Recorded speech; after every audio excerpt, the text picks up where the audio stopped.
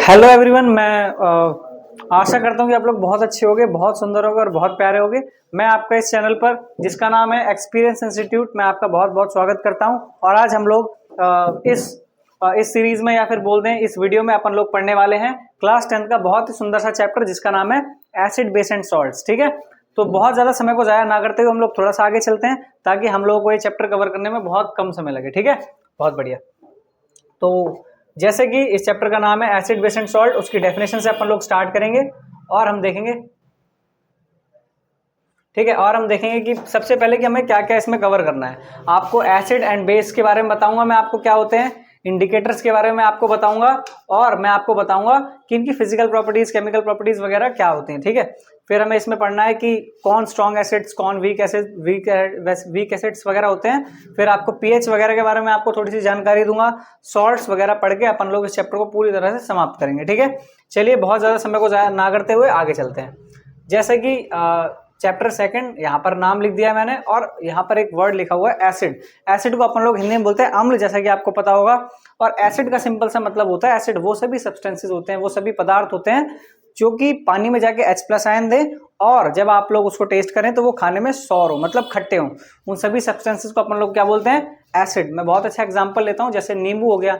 नींबू भैया आप क्या करना, नींबू लो, बढ़िया टेस्ट वगैरह करके देखना, आप लोग नोटिस करोगे कि वो खाने में खट्टे होते हैं। ठीक है, और दूसरी चीज, अगर आप लोग अगर उसको पानी में निचोड़ोगे तो उसमें H+ आयंस वगैरह रिलीज हो जाएंगे। तो भैया आप कहोगे भैया हमें तो ना दिखते हो।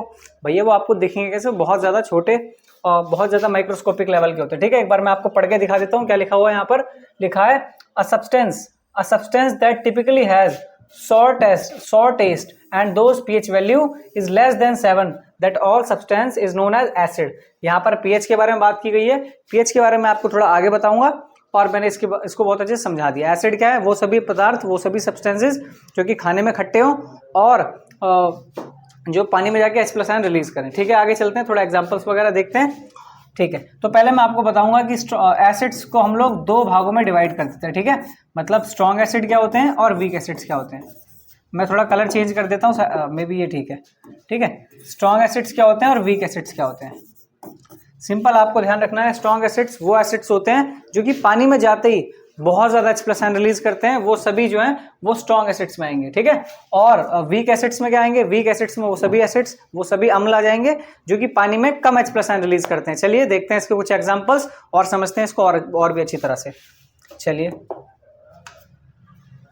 जैसा यहाँ पर एग्जाम्पल लिखे हुए हैं, एग्जाम्पल कुछ एसिड्स के, जैसे HCl हो गया, H2SO4 हो गया, HNO3 हो गया, CH3COOH हो गई। ये जो भी एसिड्स मैंने आपको दिखा रखे हैं या फिर यहाँ जो लिखे हुए हैं, उन जैसे एसिड्स को आप लोग टेस्ट करोगे या फिर पानी में डालोगे वो H+ आयन रिलीज करेंगे और बहुत अच्छे से आपको पता लग जाएगा कि भैया ये सभी तो जो है वो एसिड्स हैं। ठीक है, चलिए यहाँ पर जैसा मैंने आपको बताया था, स्ट्रॉन्ग एसिड्स क्या होते हैं, वीक एसिड्स क्या होते हैं। स्ट्रॉन्ग एसिड्स वो एसिड्स होते हैं जो कि पानी में जाके ज्यादा H+ आयन रिलीज करते हैं और वहीं पर जो वीक एसिड होते हैं जो पानी में जाके कम H+ आयन रिलीज करते हैं। मुझे ऐसा लग रहा है कि शायद आपको प्रॉब्लम हो रही है H+ आयन का मतलब समझते हुए, तो मैं आपको वो बताऊंगा तो नहीं अभी क्योंकि बहुत ज्यादा लंबी वीडियो हो जाएगी, बट सिंपल आपको ध्यान रखना है, कभी कभी कुछ चीजों को याद करने से चीजें बहुत आसान हो जाती है। ठीक है, तो सिंपल ध्यान रखना, जैसे कि अपन ने क्या किया, एक बीकर लिया, बीकर में हमने रख दिया पानी। ठीक है, पानी के बाद हमने इसमें थोड़ा डाला H2SO4। ठीक है, H2SO4, जैसे ही आप H2SO4 डालोगे, भैया एक बात बताओ, मैं H2SO4 डालना ही क्यों है, डालना इसलिए क्योंकि आपको पता करना है कि एसिड है या बेस है। ठीक है, एसिड है या बेस है, तो भैया आप बोलोगे भैया एक बात बताओ, अगर हम इसको टेस्ट कर लें तो, बट मैं फिर आपसे कहूंगा आप हर चीज को टेस्ट तो नहीं करके देख सकते ना, आपको पता थोड़ी है कौन क्या है। जैसे अगर नींबू की बात करूं, चलो वो तो आपको पता है कि खट्टा होता है तो आप टेस्ट कर लोगे, लेकिन अगर आप H2SO4 को टेस्ट करोगे और ये जानने की कोशिश करोगे कि एसिड है बेस है, तो आपकी जीभ जल जाएगी या फिर कोई बहुत ज्यादा हार्मफुल कोई भी इंसिडेंट हो सकता है। तो हम लोग क्या करते हैं, ये टेस्टिंग कर लेते हैं। पानी लो, बीकर लो, उसमें कोई भी अगर आप सब्सटेंस डाल रहे हो, अगर वहां पर H+ आयन रिलीज होता है तो वो एसिड कहलाएगा। ठीक है, यहाँ पर मैंने आपको बता दिया है, अगर स्ट्रॉन्ग एसिड होगा तो वो ज्यादा H+ आयन रिलीज करेगा। ठीक है, और वहीं पर अगर वीक एसिड होगा तो वो जो H+ आयंस होंगे वो पानी में कम रिलीज होंगे। उम्मीद करता हूँ समझ में आ गया है, और थोड़ा सा हम लोग इसके एग्जाम्पल्स वगैरह देख लेते हैं। ठीक है, एग्जाम्पल यहाँ पर लिए गए हैं, जैसे स्ट्रॉन्ग एसिड के एग्जाम्पल हो गया HCl हो गया, H2SO4 हो गया, HNO3 हो गया, और इनको हम लोग क्या बोलते हैं, इनके कुछ नाम होते हैं, जैसे कि HCl को बोलते हैं हाइड्रोक्लोरिक एसिड। मैं आपको थोड़ा इसके बारे में बता देता हूँ। जो हाइड्रोक्लोरिक एसिड होता है वो हमारे स्टमक में प्रेजेंट होता है, जो कि क्या करता है, जो भी फूड वगैरह होता है उसको ब्रेक डाउन करने में हेल्प करता है और अपने पूरे के पूरे जो पेट, जो स्टमक होता है, उसको एसिडिक मीडियम प्रदान करता है। ठीक है, अब थोड़ा आगे चलते हैं। यहाँ पर H2SO4 हो गया। अब H2SO4 क्या है, मे बी आप लोगों के घर में वॉशरूम होगा, वॉशरूम में आप लोग देखते होंगे कि मम्मा वगैरह तेजाब वगैरह भर के एक बोतल में रख देती हैं। तो वो जो तेजाब होता है वो H2SO4 ही होता है। तो आप बोलोगे सही में भैया? हाँ, खाली फर्क इतना होता है कि उसमें जो पानी होता है वो थोड़ा सा ज़्यादा मिला देते हैं, ताकि आपके घर में जो भी छोटे बच्चे या फिर जो भी लोग रहते हैं उनको ज़्यादा उससे नुकसान ना हो। ठीक है, अब HNO3 की बात करूं तो इसे नाइट्रिक एसिड कहा जाता है। ठीक है, उम्मीद करता हूं समझ में आ गया। ये कुछ एग्जांपल हैं आपके स्ट्रॉन्ग एसिड्स के। और हाँ, बता दूं, ये जो 3 एग्जांपल मैंने दिए आपको ध्यान रखने हैं, क्योंकि आप अगर ये 3 एग्जांपल ध्यान नहीं रखोगे चैप्टर में कुछ भी नहीं समझ आने का। ठीक है, बहुत बढ़िया। चलिए साहब, अब यहाँ पर मैंने कुछ वीक एसिड्स के एग्जांपल दे दिए हैं। यहाँ पर एसिटिक एसिड लिखा है। सबसे पहले मैं आपको बता दूं इसके बारे में थोड़ा सा। जो एसिटिक एसिड होता है वो आपका कहाँ पर पाया जाता है? जो सिरका है ना, जो चाउमीन में डलता है, जो अचार वगैरह में डलता है, ये वहां पाया जाता है। ठीक है, और मिथेनोइक एसिड क्या होता है आपने मे भी सुना हो। अच्छा, यहाँ लिख भी देता हूँ। ठीक है, जैसे एसिटिक एसिड कहाँ पाया जाता है आपको ध्यान रखना है, सिरके में। ठीक है, सिरके को क्या बोलते हैं? विनेगर। ठीक है, विनेगर। थोड़ा इसको मैं कम कर लेता हूँ, मैं भी काफी मोटा हो गया है। विनेगर। ठीक है, उसके बाद मिथेनोइक एसिड कहाँ होता है? मिथेनोइक एसिड होता है आपका जो आंट का स्टिंग होता है, आंट स्टिंग। ठीक है, स्टिंग, इसका मतलब क्या है? जो भैया जो चींटी होती है ना, लाल वाली चींटी, आपने नोटिस किया होगा जब भी आपको काट लेती है तो वहां पर स्वेलिंग हो जाती है, सूजन हो जाती है। या फिर एक बहुत अच्छा एग्जांपल देता हूँ। एग्जांपल, जैसे आप लोग अगर गांव वगैरह गए हो, वहां पर एक बी मतलब मधुमक्खी नाम का एक वर्ड होता है, एक इंसेक्ट होता है। अगर वो काट लेता है आपको तो आपकी वो जो भी जगह होती है वो सूज जाती है। फिर आपके अगर दादाजी वगैरह हो या फिर अम्मा वगैरह हो तो आपको सजेस्ट करते हैं कि भैया यहाँ लोहा रगड़ ले या फिर साबुन वगैरह रगड़ ले। ऐसा क्यों होता है?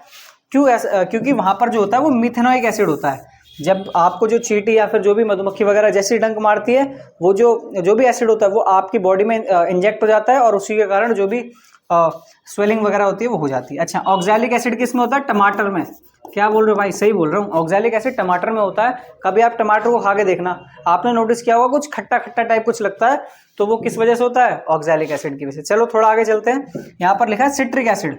सिट्रिक एसिड कहाँ होता है? नींबू खाओ, नींबू। हाँ हाँ, वही वही, बहुत बढ़िया। तो नींबू को खाओ, बढ़िया। जो भी खट्टापन आपको महसूस होगा वो किसकी वजह से होगा? सिट्रिक एसिड की वजह से। उम्मीद करता हूँ आपको समझ में आ गया होगा।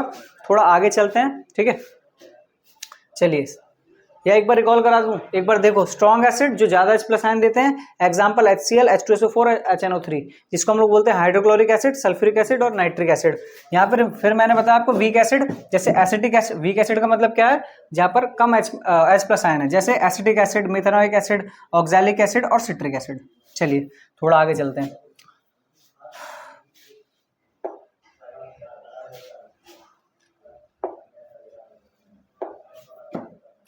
हाँ, यहाँ पर बेस आ गया। बेस एग्जैक्टली एसिड का उल्टा है। मैं एक बार बता देता हूँ। बेस क्या होते हैं? कुछ ऐसे पदार्थ, कुछ ऐसे सब्सटेंसेस जो कि खाने में तो कड़वे होते हैं, प्लस में उनके जो पीएच मान वगैरह होता है वो 7 से ज़्यादा होता है। पीएच मान का सिस्टम मैं आपको थोड़ा बाद में बताऊंगा।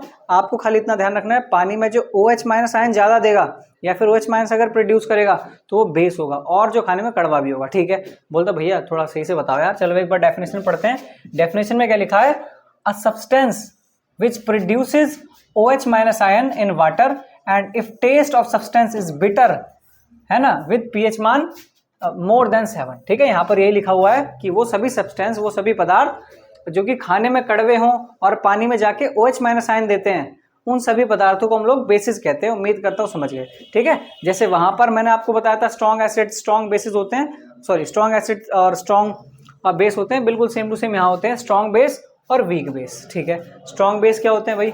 ये वो बेसिस होते हैं, ये वो सब्सटेंसेस होते हैं जो पानी में ज्यादा OH- आयन देते हैं। जैसे एग्जांपल के तौर पे, एग्जांपल क्या करते हैं अपन? क्या करते हैं, यहाँ एक लेते हैं थोड़ा बीकर पानी वानी से भर लेते हैं इसमें। अब पानी भरने के बाद आपको क्या करना है? इसमें डालना है इनो। क्या डालोगे? इनो। ठीक है, हाँ, इनो। अब जैसे ही आप लोग इनो डालोगे तो आप लोग नोटिस करोगे, आपने वो सुना होगा 7 सेकंड में, सिर्फ 7 सेकंड में असर चालू। बिल्कुल, बहुत बढ़िया है। देखो, तो जैसे ही आप लोग इनो डालोगे तो आप लोग नोटिस करोगे कि यहाँ पर OH- आयन रिलीज हो रहे हैं, और ये जो OH- आयन रिलीज हो रहे हैं, इसी से हमें पता चलता है कि जो इनो होता है वो बेसिक होता है। समझ में आया?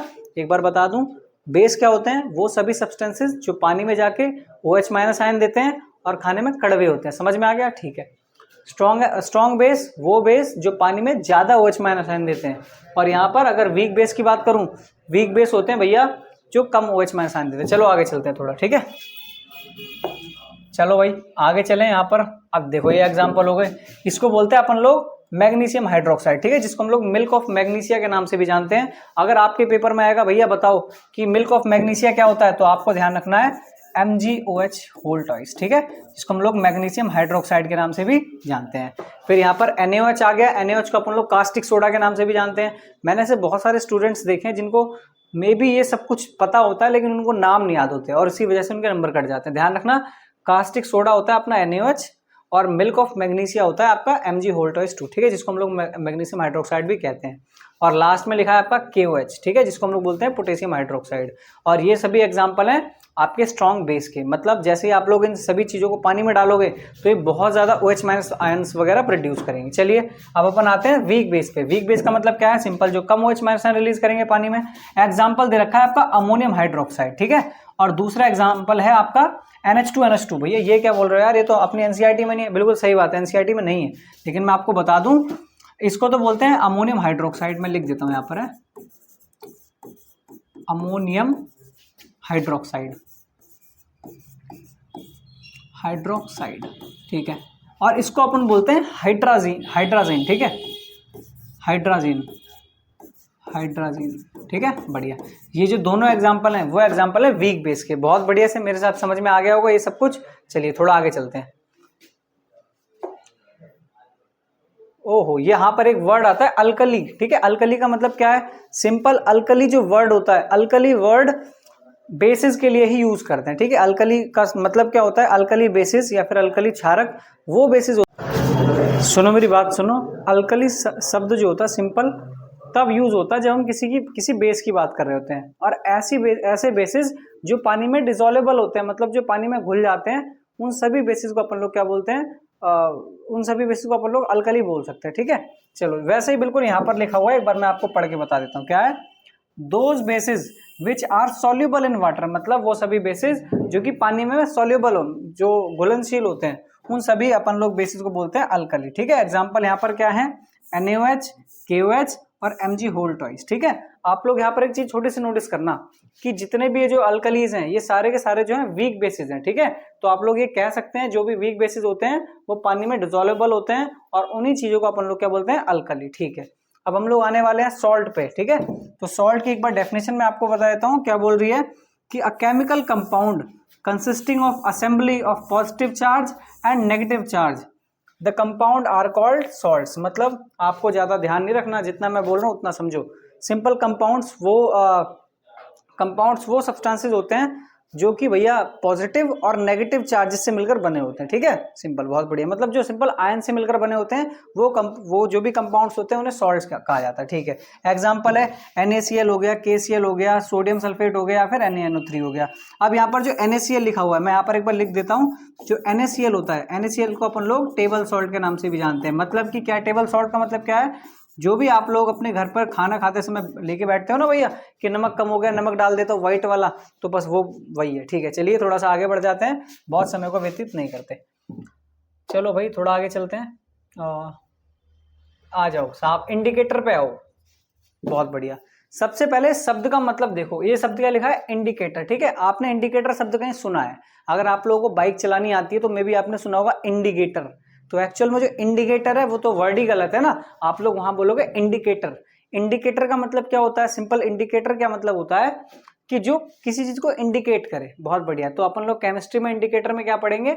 वो सभी सब्सटेंसेस जो कि इंडिकेट करते हैं कि कोई भी चीज एसिड है या बेस है। मतलब वो सभी पदार्थ जो आपको बताते हैं कोई भी चीज एसिड है या फिर बेस है, उन सभी पदार्थों को अपन लोग इंडिकेटर बोलते हैं। बिल्कुल वही चीज यहाँ पर लिखी है। क्या लिखा है देखो, a substance that undergoes a visible changes, usually a color change to sign the presence of concentration of chemical species of an in text of chemical reaction। मतलब यहाँ पर ये बोला गया है कि सिंपल इंडिकेटर्स वो सब्सटेंसेस होते हैं जो कि एसिड या बेस के कांटेक्ट में आने से कलर चेंज या फिर ऐसा कुछ करके दिखाते हैं, अपन लोग उसको इंडिकेटर बोलते हैं। एग्जाम्पल, थोड़ा एक एग्जाम्पल देख लेते हैं। एग्जाम्पल वगैरह आप लोग अगर देखोगे तो आप लोगों को देखने को मिलेंगे भाई। भाई ऐसा मत कर, आगे थोड़ा। थोड़ा आगे, थोड़ा और प्लीज। अरे हो जाओ यार, चलो यहाँ पर हो गए। ये थोड़ा सा गुस्सा हो जाते हैं कभी कभी, एक बार देखते हैं। देखो भाई, इंडिकेटर जो है मेनली आपको 3 प्रकार के पढ़ने हैं क्लास 10th में, जिसमें सबसे पहला जो इंडिकेटर है वो है आपका नेचुरल इंडिकेटर। नेचुरल का क्या मतलब होता है? सिंपल, वो सभी इंडिकेटर्स जो कि आपको नेचुरली, आपको प्राकृतिक रूप से कहीं ना कहीं विद्यमान मिल जाएंगे, कहीं ना कहीं उनकी प्रेजेंस होगी। जैसे लिटमस पेपर हो गया। लिटमस पेपर क्या मतलब है भाई? लिटमस पेपर, थोड़ा सा एग्जाम्पल देता हूँ। एक ब्रीड होती है, इसको लिचीन बोलते हैं, ठीक है। लिचीन एक प्लांट की ब्रीड होती है भाई, जिस लिचीन के पौधे से ये बना होता है, ठीक है, वो लिटमस पेपर होता है। सिंपल, लिटमस पेपर किससे बना होता है? लिचीन के पौधे से। अगर आपके 1 नंबर का क्वेश्चन आ सकता है तो ध्यान रखना थोड़ा, ठीक है। और दूसरा हो सकता है टर्मरिक। टर्मरिक को क्या बोलते हैं? हल्दी, ठीक है। अब थोड़ा आगे चलते हैं। जैसे यहाँ पर थोड़ा इसे बताता हूँ। ऑल फैक्ट्री इंडिकेटर का मतलब क्या है? वो सभी सूचक, वो सभी इंडिकेटर्स जो कि अपनी गंध में परिवर्तन करके, अपनी स्मेल में चेंज करके हम लोगों को बताते हैं कि कोई भी चीज एसिडिक है, बेसिक है, ठीक है। चलो अब यहाँ पर आते हैं हम लोग सिंथेटिक इंडिकेटर। भाई इसका क्या मतलब है? इसका मतलब है कि भाई इसको हिंदी में बोलते हैं मानव निर्मित सूचक, ठीक है। मतलब सिंपल, वो सूचक जो कि इंसानों द्वारा बनाए गए हैं फॉर नोइंग दैट कोई भी चीज एसिडिक है, बेसिक है, ठीक है। एक बार मैं दोबारा बता देता हूँ। नेचुरल इंडिकेटर वो इंडिकेटर्स जो कि नेचर में पहले से प्रेजेंस है, ठीक है। ऑल फैक्ट्री इंडिकेटर्स वो इंडिकेटर्स जो कि आपको स्मेल में चेंज करके बताते हैं कोई भी चीज एसिडिक है या बेसिक है। और वहीं पर अगर अपन लोग सिंथेटिक इंडिकेटर की बात करें तो इसमें वो सूचक आते हैं जो कि इंसानों ने बनाए, ठीक है। चलो यहाँ पर बात करते हैं लिटमस पेपर की, ठीक है। ओह भाई थोड़ा आगे, चलो ये थोड़ा पीछे हल्का सा, बहुत बढ़िया। चलो मैं आपको बता देता हूँ किस प्रकार से आप इंडिकेटर्स का यूज कर सकते हैं। सबसे पहले अगर मैं बात करूं नेचुरल इंडिकेटर में लिटमस पेपर की, तो आपको एक छोटी सी बात याद रखनी है। एक वर्ड में लिख रहा हूं, A B road B R board, ठीक है। उम्मीद करता हूं ये आप लोग भूलोगे नहीं। A B road B R board, अगर आप लोगों ने समझ गए तो आपको कभी भी कोई दिक्कत नहीं आएगी। देखो ए का मतलब क्या होता है? एसिड। मतलब कभी भी आप लिटमस पेपर को लेके अगर उस पर एसिड डालोगे तो जो ब्लू कलर का लिटमस पेपर होता है वो रेड में कन्वर्ट हो जाएगा, ठीक है। दोबारा एक बार सुन लो। अगर आप कभी भी एसिड लोगे किसी भी लिटमस पेपर पे और ब्लू कलर के लिटमस पेपर पे तो वो रेड हो जाएगा। और वहीं पर अगर आप कोई बेस लोगे और अगर रेड कलर का लिटमस पेपर लोगे तो वो किस में चेंज हो जाएगा? ब्लू कलर में। उम्मीद करता हूँ समझ में आ गया। A B road B R board, A का मतलब एसिड, ब्लू कलर के लिटमस पेपर पे अगर रिएक्शन कराओगे तो रेड बन जाएगा। और वहीं पर अगर बेस को आप रेड कलर के लिटमस पेपर पे कराओगे तो वो ब्लू। उम्मीद करता हूँ समझ में आ गया होगा। अब अगर मैं टर्मरिक की बात करूं तो टर्मरिक का क्या मतलब है? टर्मरिक को हल्दी बोलते हैं। अब हल्दी में अगर आप लोग एसिड वगैरह के साथ रिएक्शन कराओगे तो वो सेम रहेगी, कोई भी दिक्कत नहीं होगी।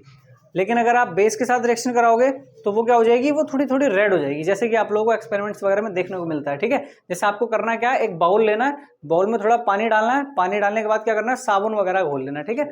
साबुन वगैरह जब आप घोलोगे, साबुन वगैरह जब आप लोग घोलोगे तो उसमें क्या करना? थोड़ी सी हल्दी डाल देना। आप लोग नोटिस करोगे पूरा का पूरा रेड हो जाएगा, ठीक है। तो इससे हमें पता चलता है अगर आप टर्मरिक को अगर एसिड के साथ रिएक्शन कराते हो, अगर एसिड के साथ रिएक्शन कराते हो तो वो सेम रहती है, येलो की येलो। लेकिन अगर बेस के साथ कराते हो तो कैसे हो जाएगी? रेड, ठीक है।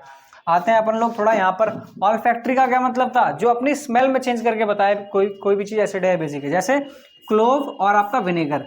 क्लोव का मतलब क्या है? क्लोव का सिंपल सा मतलब है भाई लौंग, ठीक है। अगर आप क्या करते हो, लौंग लेना, लौंग, ठीक है।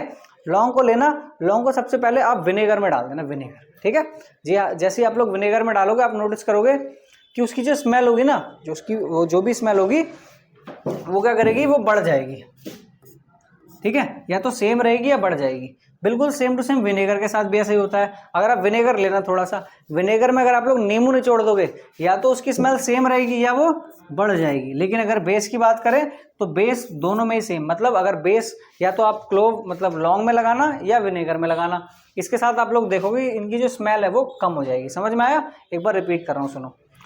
क्लोव, लौंग, लौंग को क्या करना? लौंग लेना, उसमें थोड़ा जो नींबू होगा उसका रस निकालना, उसमें ऐसे डुबो देना। स्मेल करोगे आप लोग तो आप लोग नोटिस करोगे कि जो उसकी स्मेल है वो या तो बढ़ जाएगी या सेम रहेगी। लेकिन अगर बेस के साथ अगर ऐसा करोगे तो क्या होगी? उनकी स्मेल कम हो जाएगी। ये विनेगर के साथ भी ऐसा ही होगा और क्लोव मतलब लौंग के साथ भी ऐसा ही होगा। उम्मीद करता हूँ नेचुरल और आपका ऑल्फैक्टरी क्लियर हो गया, ठीक है। अब बात करते हैं सिंथेटिक। बता दिया मैंने आपको वो सूचक या वो इंडिकेटर्स जो कि आपको बताते हैं जो कि इंसानों द्वारा प्रिपेयर किए जाते हैं और जो बताते हैं कोई भी चीज एसिडिक है बेसिक है। तो यहाँ पर स्पेलिंग थोड़ी सी गलत हो गई है, फिनोफ्थलीन है, ठीक है, और ये मिथाइल ऑरेंज है। अच्छा, सबसे पहले बात करते हैं मिथाइल ऑरेंज की।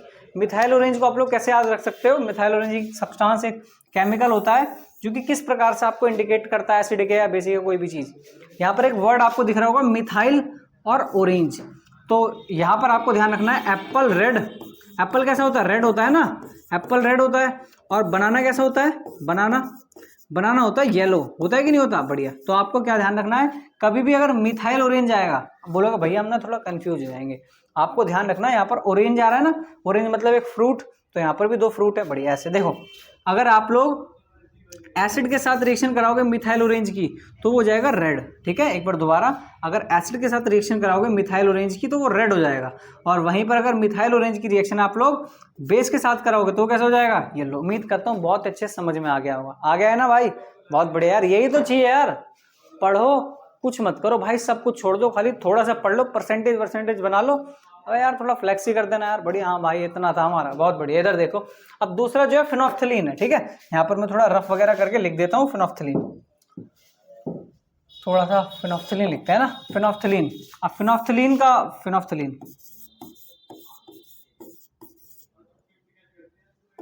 फिनोफ्थलीन, ठीक है। अगर थोड़ा स्पेलिंग मिस्टेक हो जाए तो उसके लिए मैं आपसे बहुत ही तहे दिल से माफी चाहूंगा, बट मैंने ट्राई किया। देखो, अब फिनोफ्थलीन का क्या मतलब है भैया? फिनोफ्थलीन एक ऐसा सब्सटेंस होता है जो कि हमें यही बताता है कि एसिडिक है बेसिक है, कैसे बताता है वो हमें जानने की जरूरत है। सुनो, अब यहाँ एक चीज ध्यान रखना, बेबी को क्या पसंद है? बेस। बेबी को बेस पसंद है और पिंक कलर की ड्रेस पसंद है, बस आपको इतना ध्यान रखना है। मैंने यहाँ क्या बोला, एक बार लिख देता हूँ। बेबी को क्या पसंद है? बेस, ठीक है, और पिंक कलर की ड्रेस, पिंक ड्रेस। अब एक बार इसे समझो क्या है। देखो, अगर आपको मिथाइल ये बोलेगा, फिनोफ्थलीन बोलेगा, तो आपको ध्यान आना चाहिए बेबी को बेस पसंद है और पिंक कलर की ड्रेस। मतलब क्या है, अगर आप लोग फिनोफ्थलीन को बेस के साथ रिएक्ट कराओगे तो वो पिंक हो जाएगा, बस इतना ध्यान रखना है आपको, ठीक है। अगर आप फिनोफ्थलीन को बेस के साथ रिएक्शन कराओगे तो कैसा हो जाएगा? पिंक। और अगर एसिड के साथ कराओगे तो कलरलेस, कोई रंग ही नहीं है, रंगहीन है, ठीक है। बहुत बढ़िया, उम्मीद करता हूँ कि आपको सब कुछ समझ में आ गया है, ठीक है। मैंने आपको इंडिकेटर बताया, मतलब ऐसे सब्सटेंसेस जो कि आपको बताते हैं कोई भी चीज एसिडिक है या फिर बेसिक है। फिर मैंने आपको बताया इनके कुछ एग्जांपल्स, नेचुरल इंडिकेटर्स जो कि विद्यमान है अपनी प्राकृतिक में, जिसमें लिटमस पेपर को मैंने बताया AB रोड, BR बोर्ड। फिर मैंने आपको बताया टर्मरिक में मैंने आपको बताया अगर एसिड के साथ रिएक्शन करा तो सेम, अगर बेस के साथ कराते हो तो रेड। और वहीं पर फिर मैंने आपको बताया ऑल्फैक्टरी में मैंने दो एग्जांपल दिए, क्लोव के और विनेगर के। इसमें क्या बताया, अगर एसिड के साथ रिएक्शन कराते हो दोनों की तो उनकी स्मेल क्या होगी, या तो बढ़ जाएगी या सेम रहेगी, लेकिन अगर बेस के साथ कराओगे तो क्या होगी? कम हो जाएगी। उम्मीद करता हूँ समझ में आ गया होगा। चलिए अब यहाँ पर देखते हैं, मिथाइल ऑरेंज में मैंने बताया एप्पल रेड, बनाना येलो, और मैंने आपको फिनोफ्थलीन में बताया बेबी को बेस पसंद है और पिंक कलर की ड्रेस। और अगर तुम्हारा एसिड आ जाएगा तो आप लोग बोल दोगे कलरलेस है। चलो आगे बढ़ते हैं। चलिए साहब, अच्छा एक वर्ड यहाँ पर यूनिवर्सल इंडिकेटर है, ठीक है। यूनिवर्सल इंडिकेटर साहब ये क्या होता है? यूनिवर्सल इंडिकेटर्स वो इंडिकेटर्स होते हैं जो कि दुनिया में कहीं भी, ठीक है, जो भी ऑफिशियल वर्क्स हो रहे होते हैं इन सब चीजों पे, वहां पर यूज किए जाते हैं, ठीक है। बहुत बढ़िया, एक बार बता देते हैं, ठीक है। क्या है? a pH indicator that shows wide range of colors depending the acidity और alkalinity of solution। मतलब कि ये ऐसे इंडिकेटर्स होते हैं, ऐसे सूचक होते हैं जो कि आपको उसकी एसिडिटी और अल्काइनिटी के बेस पर कलर चेंज करके आपको बताते हैं कि कोई मतलब ये जो है वो एसिडिक है बेसिक, ठीक है। अच्छा एक वर्ड आया है यहाँ पर pH, चलो मैं आगे बताऊंगा, ठीक है। यहाँ पर हम आपके लिए सब कुछ टाइप करा दिए भाई, देख रहे हो ना, इतना मेहनत किए हम। देखो क्या है, देखो क्या है भैया, एसिड बेस्ड ब्लू, मतलब जो भी है। यहाँ पर मैंने आपको बताया कि अगर टर्मरिक के साथ एसिड की कराओगे तो सेम रहेगा, टर्मरिक के साथ बेस की कराओगे तो वो रेड हो जाएगा, बताए थे आपको। फिर क्या है? विनेगर है, विनेगर की अगर बेस के साथ कराओगे तो उसकी स्मेल कम हो जाएगी, ठीक है। और वहीं पर ये सेम मत लिखना, ठीक है, सेम मत लिखना। लेकिन अगर विनेगर की आप लोग एसिड के साथ कराओगे तो बढ़ जाएगी या फिर सेम रहेगी। आगे चलते हैं थोड़ा और, ठीक है। AB रोड BR बोर्ड वाला सिस्टम आपको बता दिए हैं। चलिए साहब, हाँ ये रहा फिनोफ्थलीन, ठीक है। फिनोफ्थलीन क्या मतलब बताया, अगर बेस के साथ कराओगे, बेबी को बेस पसंद है और पिंक कलर की ड्रेस, मतलब बेस आएगा तो पिंक और अगर एसिड आएगा तो कलरलेस। चलिए थोड़ा आगे चलते हैं। आगे चलने के बाद आपको यहाँ पर थोड़ा लिखा है भैया किस प्रकार से कौन कौन सी केमिकल रिएक्शंस वगैरह आपको इसमें पढ़नी है। यहाँ पर वाइड रेंज है, बहुत सारी रेंज है। और हाँ एक बात बता दें, आप 10th क्लास में हो ना, तो आपको पक्का केमिस्ट्री में आपको रिएक्शंस वगैरह लिखने में प्रॉब्लम हो रही होगी। आप लोग बोले भैया कैसे याद करें, तो उसका एक ही रीजन है, मतलब एक ही तरीका है, एक ही ट्रिक है, या बोल दो एक ही वैलिड चीज मैं आपको बताऊंगा, आपको भटकाना नहीं चाहूंगा बिल्कुल भी। आपको क्या करना है, सिंपल कॉपी लेनी है, पेन लेना है और बढ़िया लिखता चालू मतलब एक एक रिएक्शन कर करके आपको देखनी है। 2 से 3 बार कर लोगे फुल हो जाएगा। और हाँ बिना आलस के भैया, आलस करोगे तो कुछ नहीं होने का। कोई ऐसा कोई मंत्र नहीं फूकेगा आपके कान में आके कि भाई ये कर लो सब हो जाएगा, ऐसा कुछ नहीं है। पेन आपको ही चलाना है, चाहे हंस के चला लो चाहे रो के। बहुत बढ़िया, चलो आगे चलते हैं। अब यहाँ पर मैं एक बार आपको बता देता हूँ, देखो साहब क्या है। सबसे पहली रिएक्शन में क्या करेंगे, हम लोग लेंगे एसिड। एसिड का मतलब क्या है भैया, सबसे पहले मान लो अपन लोग लोहा ले लेते हैं। क्या लेंगे, लोहा, ठीक है। अब लोहे में क्या करना है आपको, लोहे में जैसे आप कोई भी लोहे में क्या करना है, लोहे में एसिड मतलब आप मान लो लोहे पे आपने गिराया H2SO4, ठीक है। जैसे ही आप लोग लोहे में H2SO4 डालोगे तो क्या क्या बनेगा, बनेगा आपका सॉल्ट बनेगा और हाइड्रोजन गैस बनेगा। यहाँ पर एग्जांपल मैंने दिया है। एग्जांपल के तौर पे हमने क्या किया, एल्युमिनियम लिया जो कि एक आयरन मतलब जो कि एक मेटल है, दूसरा हमने एसिड की जगह पर हमने HCl ले लिया। जैसे ही आप इनकी रिएक्शन कराओगे तो यहाँ पर एक आपको सॉल्ट दिख रहा होगा जिसको हम लोग बोलते हैं एल्युमिनियम क्लोराइड, ठीक है।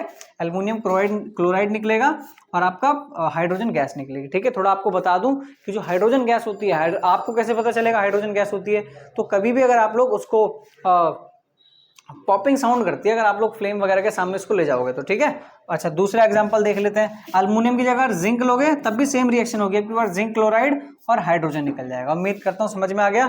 थोड़ा और आगे चलते हैं। मैंने यहाँ पर एक ही बार में सारी रिएक्शंस लिख दी हैं, इसके अलावा और आपको कहीं जाने की जरूरत नहीं है। यहाँ पर 2-3 बार देख लेना, सब सफाचट हो जाए, मतलब सफाचट का मतलब गायब नहीं हो जाएगा, मतलब ये पूरा कंटेंट गायब हो जाएगा किताब में से और आपके दिमाग में आ जाएगा। देखो यहाँ पर क्या बोला है, यहाँ बोला है कि अगर आप लोग कोई मेटल कार्बोनेट लोगे, मेटल कार्बोनेट का मतलब क्या होता है, मतलब कोई भी एक मेटल ले लेना, जैसे एल्युमिनियम ले लिया और उसके पीछे कार्बोनेट लगा देना, ठीक है। कार्बोनेट मतलब ये, ठीक है, इस प्रकार से इसको बोलते हैं हम लोग मेटल कार्बोनेट। एक मेटल ले लेना उसके साथ कार्बोनेट लगा देना। अगर आप कोई मेटल कार्बोनेट लेते हो और उसकी रिएक्शन अगर आप लोग किसी एसिड के साथ कराते हो, ठीक है, तो जो है आपका क्या क्या बनेगा, सॉल्ट बनेगा, पप्पा बनेगा और कार्बन डाइऑक्साइड बनेगा। एक बार दोबारा बता रहा हूँ, सुन लो यहाँ ध्यान से सुनो। देखो एसिड और मेटल की कराओगे तो क्या क्या बनेगा, तुम्हारा जो भी सॉल्ट बन जाएगा और हाइड्रोजन गैस बन जाएगी। वहीं पर अगर आप लोग किसी मेटल कार्बोनेट की रिएक्शन, ठीक है, किसी मेटल कार्बोनेट या मेटल बाइकार्बोनेट की रिएक्शन अगर आप लोग एसिड के साथ कराते हो तो एक सॉल्ट बनेगा जैसे आप लोगों को दिख रहा होगा, है, एक पप्पा बनेगा और कार्बन डाइऑक्साइड बनेगा, ठीक है। उम्मीद करता हूँ समझ में आ गया होगा। भाई नहीं समझ में आया ना तो इसमें तुम्हारी गलती भी नहीं और मेरी भी गलती नहीं। क्यों पता है भाई, मैं तो लिमिटेड ही टाइम है ना मेरे पास, मैं आपको पूरा नहीं समझा सकता। समझाने का मतलब बहुत आधा घंटा नहीं दे सकते, ठीक है। आपको थोड़ा सा इसमें थोड़ा सा एफर्ट डालने पड़ेंगे अपने। चलिए थोड़ा आगे चलते हैं। चलिए साहब अब आते हैं न्यूट्रलाइजेशन रिएक्शन पे। न्यूट्रलाइजेशन रिएक्शन का क्या मतलब है, सिंपल एक ऐसी रिएक्शन जब अपन लोग एसिड और बेस अगर रिएक्शन कराते हैं, जैसे मान लो हम लेके आते हैं एक HCl लिया है और एक NaOH लिया है, आपको पता है दोनों ही स्ट्रॉन्ग एसिड और स्ट्रॉन्ग बेस है। तो जैसे ही आप लोग रिएक्शन कराओगे, यहाँ पर मैं बता देता हूँ। देखो हमने क्या किया, हमने HCl लिया और हमने NaOH ले लिया, ठीक है। हमने क्या किया, एक एसिड लिया और एक बेस लिया। अब जैसे ही हम लोग इसकी रिएक्शन कराएंगे तो आपको पता है ये Na जो है वो Cl के साथ लग जाएगा और बनेगा साथ में पप्पा। तो इस रिएक्शन को अपन लोग क्या बोलते हैं, इस रिएक्शन को बोलते हैं न्यूट्रलाइजेशन रिएक्शन, या फिर न्यूट्रलाइजेशन रिएक्शन ही कहते हैं, उदासीनीकरण अभिक्रिया भी बोलते हैं इसको, हिंदी में बोलते हैं, ठीक है। उम्मीद करता हूँ समझ में आ गया। एक बार यहाँ देख लो क्या है, बिल्कुल सेम है। एसिड लो, बेस के साथ रिएक्शन कराओगे, एसिड लिया था बेस के साथ रिएक्शन कराई थी, एक सॉल्ट बनेगा, पानी बनेगा। यहाँ सॉल्ट बना और पानी बना। अच्छा अगला एक और एग्जाम्पल दिया है। अब की बार H2SO4 लो, आपको पता है सल्फ्यूरिक एसिड के नाम से जाना आता है, और पोटेशियम हाइड्रोक्साइड। एक हमने स्ट्रॉन्ग एसिड लिया, वीक बेस लिया, सॉरी स्ट्रॉन्ग बेस लिया। देखो K2SO4 और पप्पा निकल गया, बिल्कुल सेम टू सेम है। एक लास्ट देख लेते हैं यहाँ पर। आपकी बार मेटल ऑक्साइड लो। मेटल ऑक्साइड कैसे बनाएंगे, एक लोहा लेना, ठीक है। लोहे को ऐसे खड़े होकर बोले शक्तिमान, मतलब लोहे में भैया सीधी बात है, एटमोस्फेयर में ऑक्सीजन है तो उस लोहे पे ऑक्सीजन चढ़ जाएगी, बहुत बढ़िया। अब उस लोहे को ऐसे लेके आना है और उसमें ऐसे जो आपके घर में बाथरूम में बोतल रखी ना उसमें ऐसे उल्टा देना, ठीक है। क्या करना है, मेटल ऑक्साइड लिया, कैसे बना मेटल ऑक्साइड, गाटर लाए, गाटर वो निकाल लाए, ऐसे ऐसा दिखाया हवा में, उसमें बढ़िया जो भी ऑक्सीजन वगैरह थी वो लिपट गई उसमें। फिर क्या करें आप, फिर आप करें वो जो आपके बाथरूम में डब्बा रखा है ना उसका, सॉरी और सल्फ्यूरिक एसिड का, उसमें ऐसे डुबा देना, ठीक है। जैसे डुबाओगे तो आपको क्या क्या मिलेगा, सॉल्ट मिलेगा, पप्पा मिलेगा। यहाँ देखो हमने क्या किया, अल्युमिनियम की रॉड लाए ऐसे, अल्युमिनियम, जय अल्युमिनियम महाराज। उसके बाद इसमें HCl डाला तो क्या क्या बना, एक सॉल्ट बना, अल्युमिनियम क्लोराइड, ठीक है, और यहाँ पर एक पप्पा बन गया, ठीक है, बढ़िया। और एक ये रहा जिंक ऑक्साइड, और H2SO4 के साथ जैसी रिएक्शन कराएंगे तुम्हारी ये दोनों ये बन जाएंगे, ठीक है, बहुत बढ़िया। यहाँ से हमको एक नाम याद आ रहा है जिसको हम बोलते हैं एम्फोट्रिक ऑक्साइड्स, ठीक है। एम्फोट्रिक ऑक्साइड का क्या मतलब होता है, ऐसे धातु ऑक्साइड, दोबारा सुनना, ऐसे धातु ऑक्साइड, ऐसे मेटल ऑक्साइड्स जो कि एसिड और बेस दोनों के साथ रिएक्शन करते हैं, उनको अपन लोग बोलते हैं एम्फोट्रिक ऑक्साइड। एग्जाम्पल ध्यान रखना, एल्युमिनियम ऑक्साइड Al2O3 और जिंक ऑक्साइड, ये दोनों जो एग्जाम्पल हैं वो एम्फोट्रिक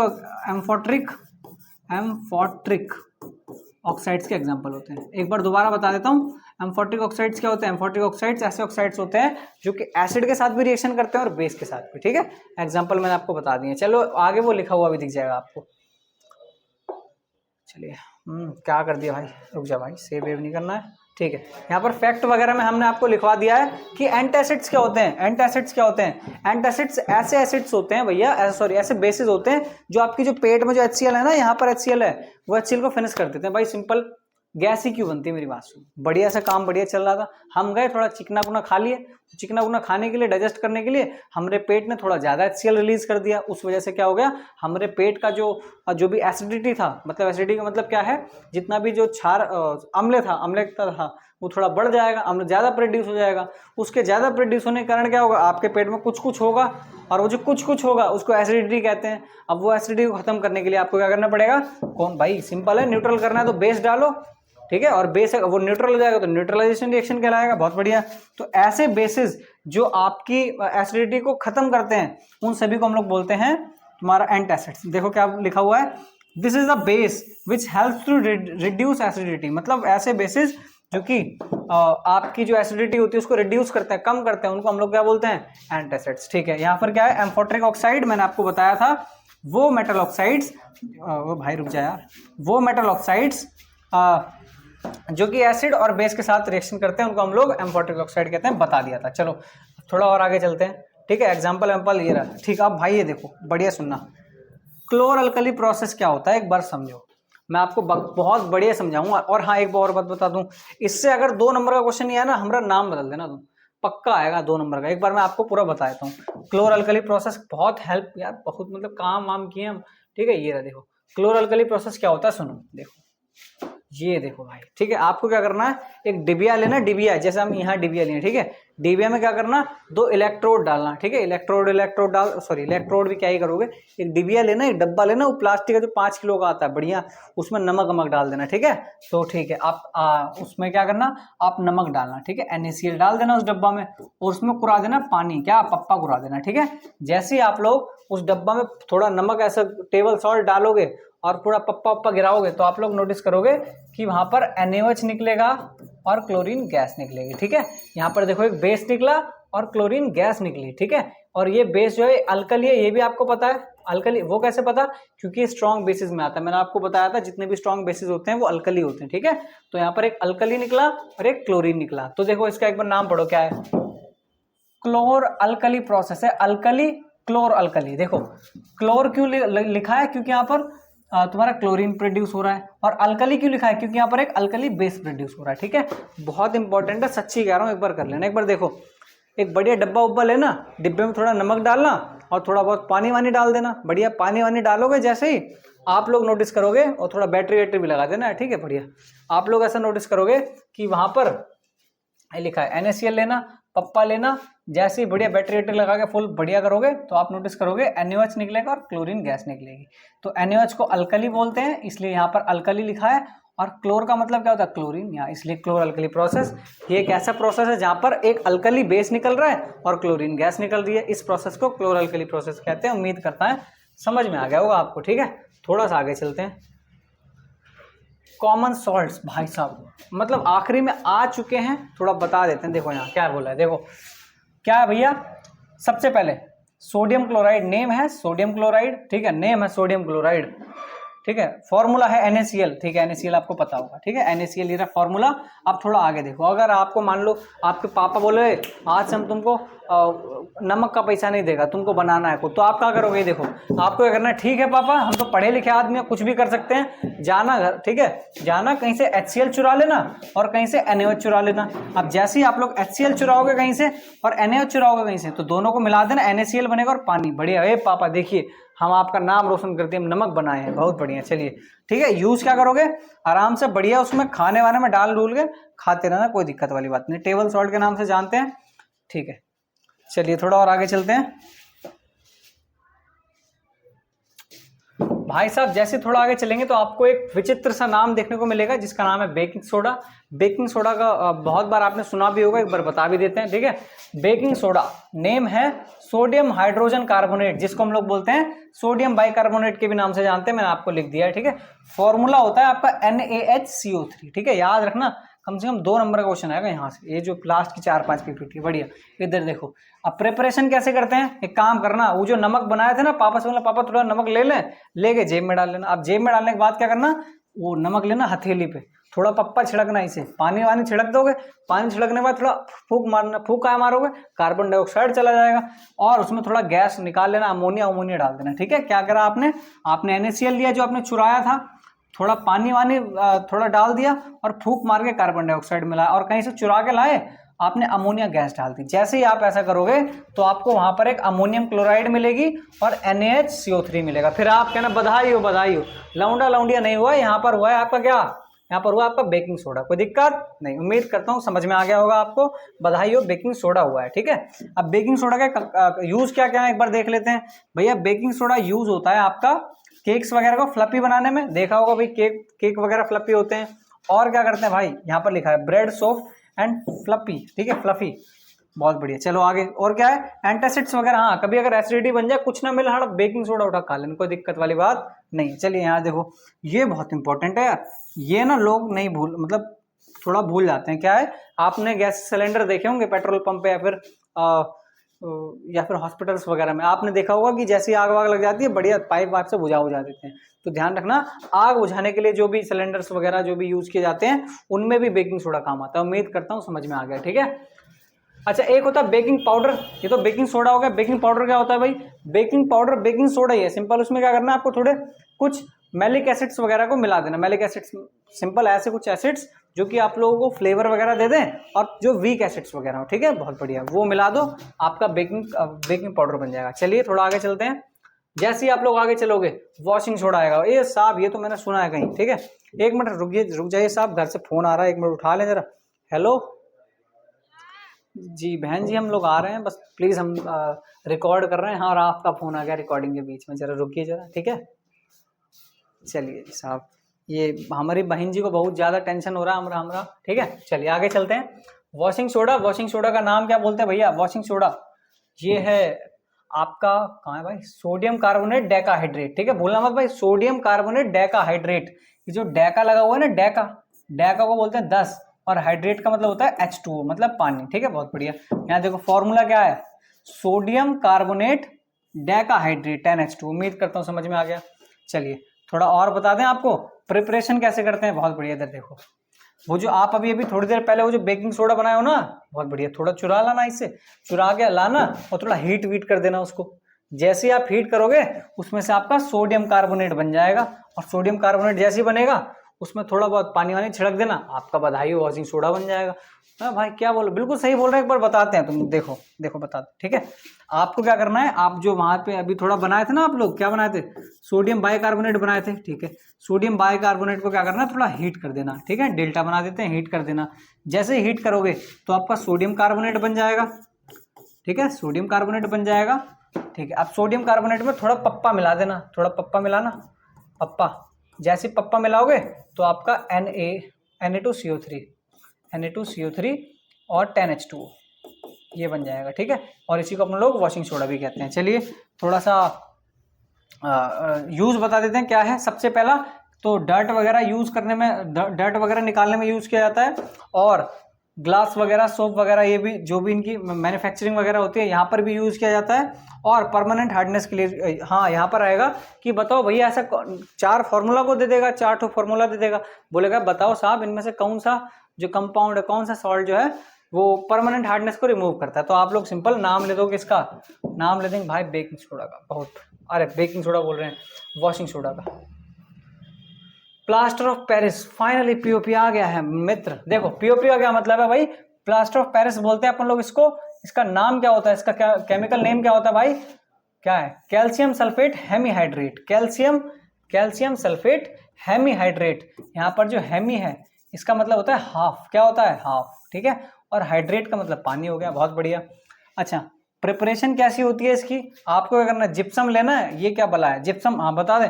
कभी एक काम करना, सीमेंट का कट्टा उठाना, अरे भाई पीठ पर नहीं उठाना है, थोड़ा वो जो खाली होता है उसको उठाना है, और उठा के क्या करना, उसमें देखना वहाँ जिप्सम लिखा होगा, ठीक है। तो जिप्सम को आप जैसे थोड़ा हीट कर दोगे, कितना हीट करना है, 100 से 150 डिग्री सेल्सियस। जैसे इतना हीट करोगे आप लोग नोटिस करोगे कि वहाँ से इस प्रकार से कुछ पानी वगैरह का मॉलिक्यूल निकल जाएगा। यहाँ 2 ठू था तो क्या करेगा, आधा निकल जाएगा और आधा इसमें रहेगा, ठीक है।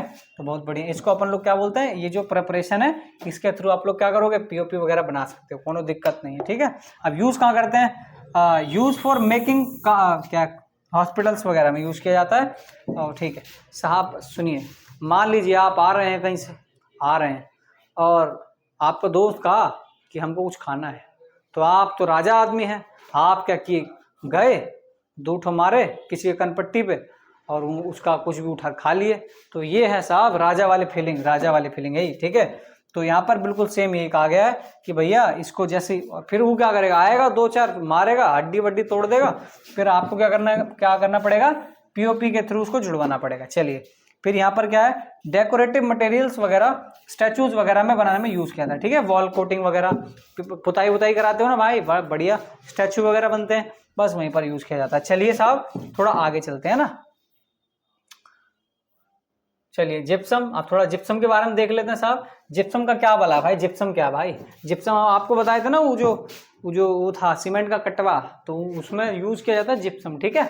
बढ़िया, फॉर्मूला क्या है, कैल्शियम सल्फेट डाइहाइड्रेट, ठीक है, मतलब कैल्शियम सल्फेट डाइहाइड्रेट H2O। ये रहा देखो, सेम पर डिफरेंट। देखो भाई, कॉपर सल्फेट डाइहाइड्रेट, ये फॉर्मूला बना दिया आपका। अच्छा जी, यूज कहाँ किया जाता है साहब, ये रहा ना, सबसे पहला यूज तो हो गया आपका पीओपी बनाने में यूज किया जाता है, फर्टिलाइजर्स वगैरह में यूज किया जाता है, और कहाँ किया जाता है, सीमेंट वगैरह मैन्युफैक्चर में यूज किया जाता है। उम्मीद करता हूँ कि आपको बहुत बढ़िया समझ में आ गया होगा। चैप्टर का अंत निकट है, ठीक है, चैप्टर का अंत निकट है।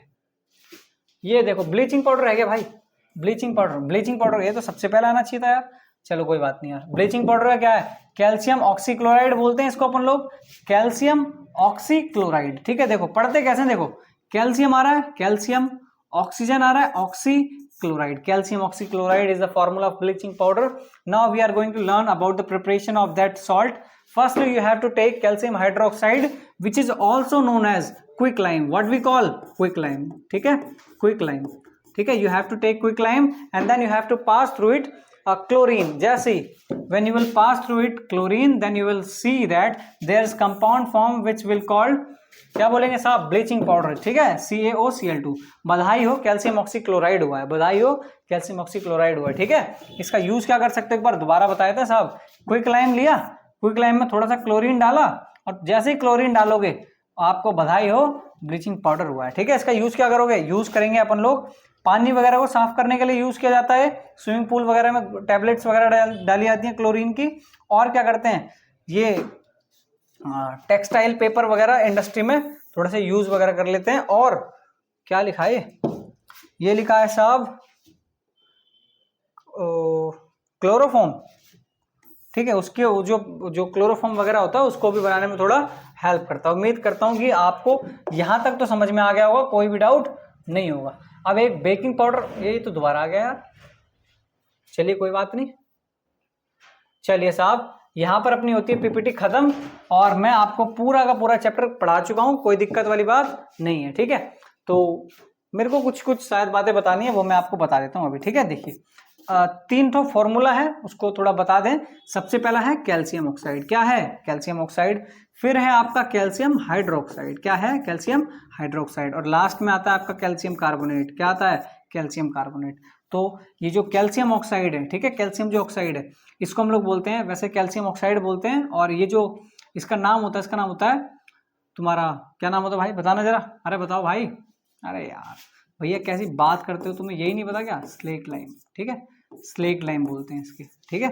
अब कैल्शियम हाइड्रोक्साइड को क्या बोलते हैं, इसको बोलते हैं अपन लोग क्विक लाइम, क्या बोलते हैं क्विक लाइम। बहुत सारे लोग इसी में प्रॉब्लम खाते हैं, क्विक लाइम, ठीक है, क्विक लाइम। और इसको लाइम वाटर के नाम से भी जाना जाता है, यहाँ पर लिख देता हूं मैं लाइम वाटर, ठीक है, लाइम वाटर।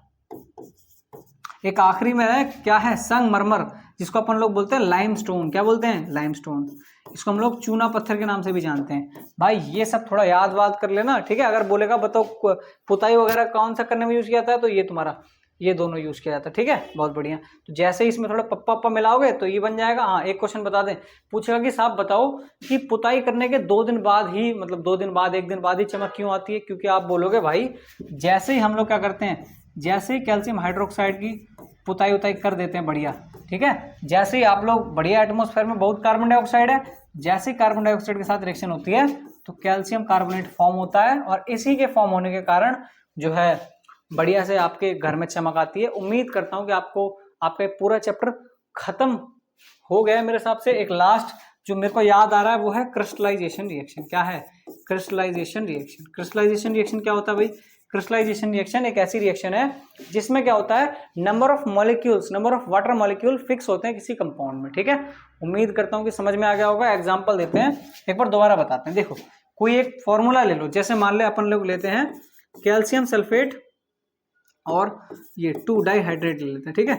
यहाँ पर आप लोगों को दिख रहा होगा कि पानी आ रहा है कि नहीं आ रहा। तो किसी भी फॉर्मूले में अगर पानी आ जाता है तो उसको अपन लोग क्या बोलते हैं क्रिस्टलाइजेशन। मतलब नंबर ऑफ वाटर मॉलिक्यूल अगर किसी कंपाउंड में फिक्स होते हैं तो उसको क्रिस्टलाइजेशन रिएक्शन या फिर हम जानते हैं क्रिस्टलीकरण विक्रिया, ठीक है। उम्मीद करता हूँ कि आपको बहुत अच्छे चैप्टर समझ में आ गया होगा। अगर आपको चैप्टर समझ में आया हो प्लीज़ वीडियो को लाइक करें, शेयर करें और कमेंट करें। और अगर मेरे से थोड़ी बहुत गलती हो गई हो, मतलब अगर मतलब actually let me tell you one thing कि I am suffering from neck में मेरी प्रॉब्लम है, suffering from neck infection, so that's why मेरी आवाज़ थोड़ी आप तक शायद नहीं पहुंच रही होगी, या फिर मैं थोड़ा सीरियस आपको दिख रहा हूँ। क्यों, क्योंकि जो मेरा नेक है उसमें थोड़ा इन्फेक्शन हो गया है, इस वजह से। Thank you very much. अगर आपको वीडियो लाइक और अगर आप सब्सक्राइब कर दोगे तो बहुत बहुत धन्यवाद। Thank you.